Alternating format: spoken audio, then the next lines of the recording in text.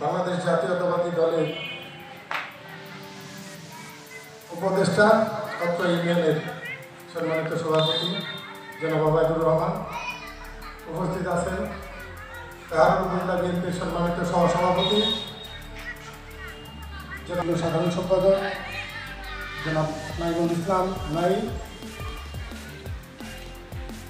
কাহারুল উপজেলা মহিলা দলের সম্মানিত সভাপতি জনাব শাহিবা পাতিল রনি, আয়োজক কমিটির স্নাসপদ সভাপতি ১ নং গালপুর ইউনিয়ন বিএনপির সাংগঠনিক সম্পাদক এবং এই টুর্নামেন্টের সভাপতি স্নাসপদ আরিফ চৌধুরী, সাধারণ সম্পাদক স্নাসপদ আব্দুল কাদের, সম্পাদক জনাব মামুন, ধর্ম বিষয়ক সম্পাদক জনাব লোকমান হোসেন, অত্রই ইউনিয়নের ছাত্রদলের সভাপতি জনাব ইমরান হোসেন, সাধারণ সম্পাদক সদস্য সচিব লাবণ সহ ঝাঁসাসের সাধারণ সম্পাদক সহ আজকে অনেকে এখানে উপস্থিত আছেন। সবার পক্ষ থেকে সাংবাদিক ভাইদের শুভেচ্ছা, সালাম এবং আদাব। আপনারা নিশ্চয়ই অবগত আছেন যে এমন যখন যেখানে অবস্থান করেছেন পেশাগত কারণে, রাজনৈতিক কারণে, বাংলাদেশের ইতিহাসের রাখাল রাজা, বাংলাদেশের প্রথম রাষ্ট্রপতি, স্বাধীনতার মহান ঘোষক, ইতিহাসের রাখাল রাজা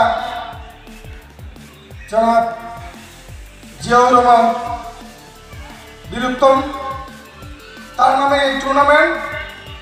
আমরা লক্ষ্য করেছি, আমরা যখন ছোট ছিলাম সময়, আমরা যখন স্কুলের ছাত্র, তখন দেখেছি জিয়াউর রহমানকে বাংলাদেশের পূর্ব থেকে পশ্চিম, উত্তর থেকে দক্ষিণ, এমন কোনো এলাকা, এমন কোনো উপজেলা নাই যেখানে তার পতাকা আলাদা হয়নি অল্প সময়ের মধ্যে। তিনি এদেশের রাজনৈতিক ইতিহাসের একজন মহান পুরুষ, তার নামে আজকের এই টুর্নামেন্ট। আমরা মনে করি বাংলাদেশ জাতীয়তাবাদী দল জাতীয়তাবাদী যেমন বিশ্বাস করে, ঠিক তেমনিভাবে বিশ্বাস করেন স্থানীয় সংস্কৃতিতে, খেলাধুলা সহ পড়াশোনা, সব ক্ষেত্রে বাংলাদেশ জাতীয়তাবাদী দলের অবিস্মরণীয় একটা অবদান আছে। বিগত 15.5 বছর একটি ফ্যাসিস্ট সরকার অবৈধভাবে দেশবাসীর ঘাড়ে চাপিয়ে বসেছিল, যার ফলশ্রুতিতে আমরা রাজনীতি করার পথ সংকুচিত হয়েছিল, গণতন্ত্রকে গলা চিপে ধরা হয়েছিল।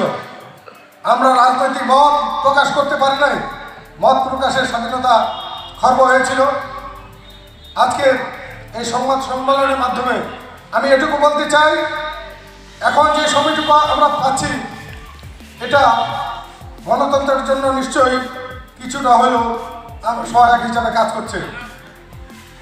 আজকে যারা প্রিন্ট এবং ইলেকট্রিক মিডিয়ার সাংবাদিক ভাইরা আছেন, সংগ্রামী বন্ধুরা, আপনাদের সত্যি অনুরোধ করব, আমাদের যে কাজগুলি আজকে অনেকে পেপার পত্রিকায় বিভিন্ন রকম নেগেটিভ নিউজ করার চেষ্টা করানো হয়। আমি বিশ্বাস করি বাংলাদেশ জাতীয়তাবাদী দল একটি সুশৃঙ্খল রাজনৈতিক দল, দীর্ঘ সময় এদেশের রাষ্ট্র ক্ষমতায় ছিল, যখনই সুযোগ পেয়েছে দেশের মানুষের উন্নয়নের জন্য কাজ করেছে। আজকের এই টুর্নামেন্ট সফল করার জন্য আপনাদের সহযোগিতা চাই।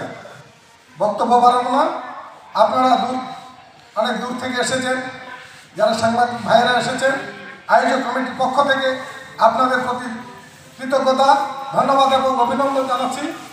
পাশাপাশি আজকের এই টুর্নামেন্ট শুধুমাত্র ট্রফি উন্মোচন হবে, এর পরবর্তী সময়ে কনসার্ট হবে। আমাদের খেলা 21 তারিখ থেকে শুরু হবে। মাসব্যাপী এই একটা বড় আয়োজনের সঙ্গে আপনারা থাকবেন। আয়োজক কমিটির পক্ষ থেকে আপনাদের প্রতি আহ্বান রেখে আমরা সংক্ষিপ্ত কথা এখানে শেষ করছি। আল্লাহ হাফেজ। বাংলাদেশ জিন্দাবাদ। শহীদ জিয়া অমর হোক। দেশনেত্রী বেগম খালেদা জিয়া জিন্দাবাদ, আমার নেতা জনাব তারেক রহমান জিন্দাবাদ। সকলকে ধন্যবাদ।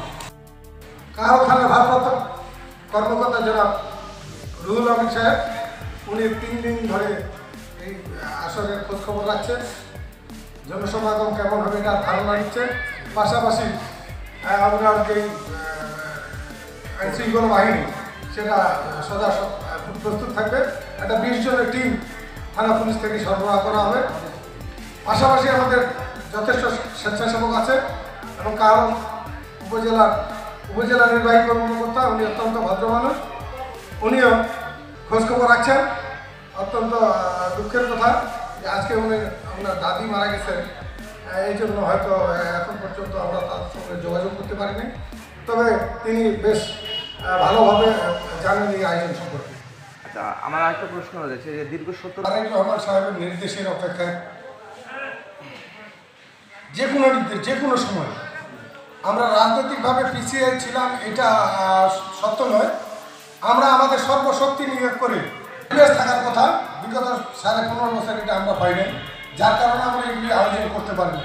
কিন্তু আমাদের মনের মধ্যে সবসময় ক্রীড়া সহ সাংস্কৃতিক যে ঐতিহ্য এই দেশে, সেটা আমরা শো করার চেষ্টা করছি এবং আমরা আশা করি দলের যে নির্দেশনা, সেই নির্দেশনা মোতাবেক আমরা একবারে তৃণমূল পর্যায়ে সকল ধরনের যে খেলাধুলা, যেমন ক্রিকেট, ফুটবল, ভলিবল, ব্যাডমিন্টন, হাডুডু, সব ধরনের খেলাকে আমরা তৃণমূলে নিয়ে আসবো ইনশাআল্লাহ। আরেকটি প্রশ্ন রয়েছে যে আপনারা ভালো কথা বলছেন যে তারেক রহমান সাহেবের ছোট ভাই আরাফাত আমার কোকো, তিনি ক্রিকেট প্রেমী ছিলেন। তার পৃষ্ঠপোষকতায় আমি মনে করি বাংলাদেশ ক্রিকেট এত দূরে এগিয়েছে। হ্যাঁ, তাকেও আমরা স্মরণ করি আজকের এই সভা থেকে। এবং আপনারা